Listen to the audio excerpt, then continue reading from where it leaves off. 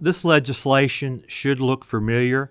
Last year I presented this bill as House Bill 288. It passed out of this committee and passed on the floor of the House 97-0. Did get through the Senate Education Committee. They had some questions. We just didn't get those resolved in a timely manner before the end of session, so we're back this time. Why are we presenting House Bill 275 today? If you watch the news on any given day, unfortunately you will see where an unfortunate situation has happened in a school system involving a teacher or someone in authority with one of the students. This is a sad reality, and the intent of House Bill 275 is to try to prevent this from happening. Let me go over a few of the main provisions. In Section 1 specifically states that school cannot enter into a non-disclosure agreement.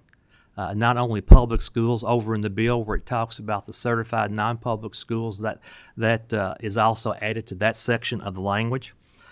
Section 2 defines abusive conduct.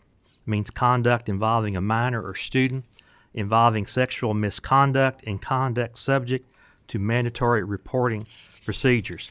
A lot of what this legislation does is it deals with the application process when someone applies for a position with a school system. It requires that applicant to disclose any other public or non-public school that they have taught in. It requires the school system to reach out to those other school districts for references to ask if there have been any specific issues of this nature. It also requires those past school districts to provide the information. It gives them immunity on that.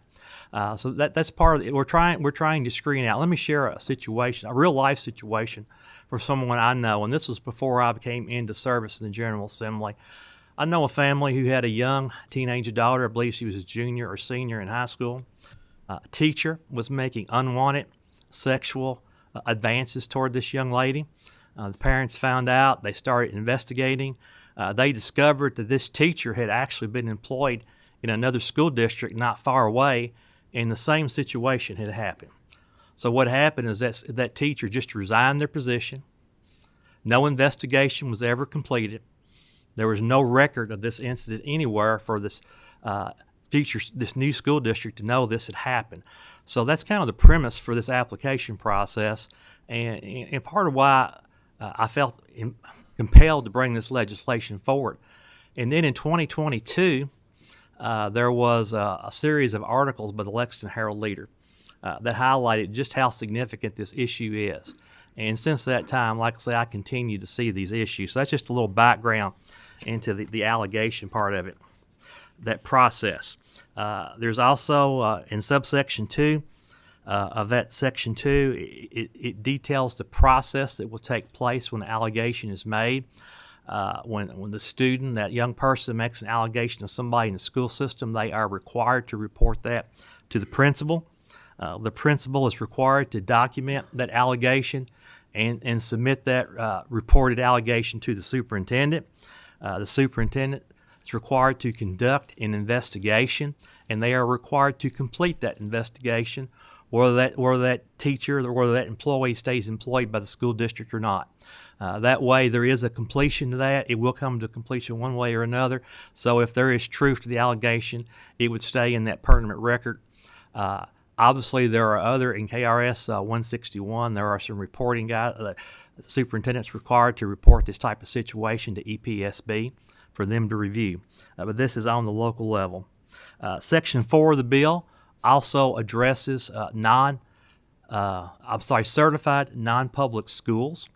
It has the non-disclosure agreement and puts some requirements on them. Section 4 of the bill will require KDE to develop a training that would be given to all employees in the 25-26 school year, or any new employee when they become employed, and they would be required to repeat that training once every 5 years.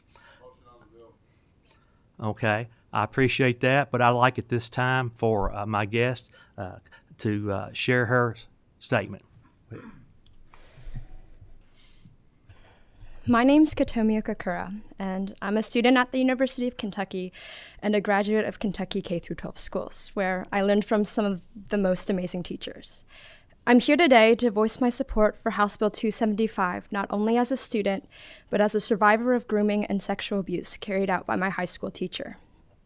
I was a teenager when the teacher created a private group chat with me and my friend on Remind, a texting platform utilized by my high school to update classes on assignments and important information. He worked to gain my trust, talking with me behind the closed doors of his office and offering me homemade food when my grandfather passed away. After gaining my trust, he would emotionally manipulate me and the other students he favored, publicly shunning and alienating anyone who did something to upset him. Other adults and school staff observed his flirtatious teasing and conversations that occurred behind closed doors, unaware of the grooming occurring before their eyes and reinforcing my belief that what was going on was normal. Unfortunately, the texts and teasing escalated when he began tutoring me. During these tutoring sessions, he gave massages, exposed himself, digitally penetrated me, and manipulated my hands for his own pleasure. An anonymous adult eventually raised concerns to the principal of the school. However, to my knowledge, the exploration into these concerns ceased after the principal questioned the teacher and contacted my parents, who knew of the tutoring sessions but were unaware of what really happened during them. It wasn't until talking with my college friends that I began to fully understand the gravity of my experience and the betrayal of an individual I trusted, my community trusted. Now, I'm sitting before you, months away from my graduation from UK. But my experience with educator sexual misconduct almost stole this from me. When I first began to grasp the reality of my high school experiences, I did not know if I would be here to walk across that stage. In those months, I would spend days without a minute of sleep, and energy drinks and coffee became my new water as I fought to stay awake, knowing that every time I closed my eyes, I would be brought back to the back seat of a car with the teacher who had just taken my clothes off. In the time between the anonymous adult's concerns and my report to the Kentucky State Police, the teacher confessed his love to a recent graduate and continued texting high school students individually. The teacher who abused me did not stop after his actions were first questioned.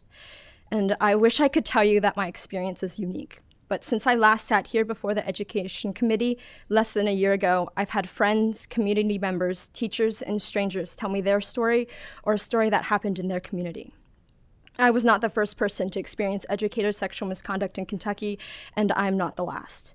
This bill is important because it can prevent these teachers from being able to continue abusing students. And I want to thank you for letting me speak today, and I hope you vote in favor of this bill to show our students, our kids, that as a state, we care about protecting them from sexual misconduct in their schools.